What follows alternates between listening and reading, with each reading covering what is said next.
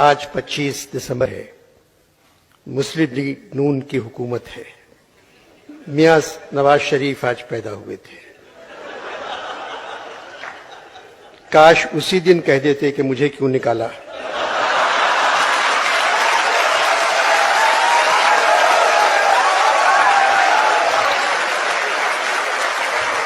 کاش اسی دن کہہ دیتے کہ مجھے کیوں نکالا تو آج ملک کے حالات مختلف ہوتے۔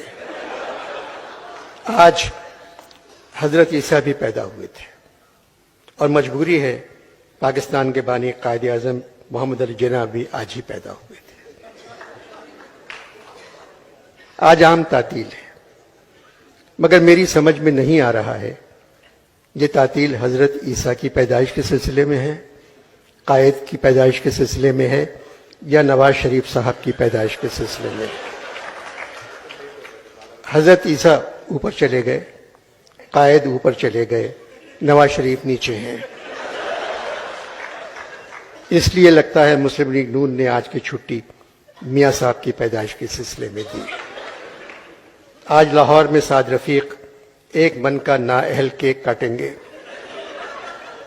جس پر جلے ہوئے چراغوں کو مریم اورنگزیب پھونک مار کر بجھائیں گی اور علامہ کا مصرع پڑھیں گی، پھونک ڈالا ہے میری آتش نوائی نے مجھے۔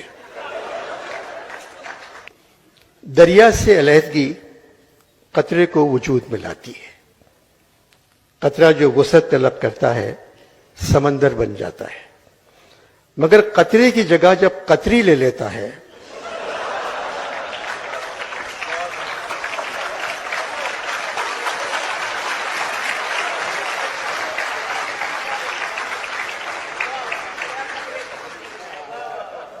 مگر قطرے کی جگہ جب قطری لے لیتا ہے تو ہر عدالت دیوانی ہو جاتی ہے اور فیصلے طغیانی بن جاتے ہیں۔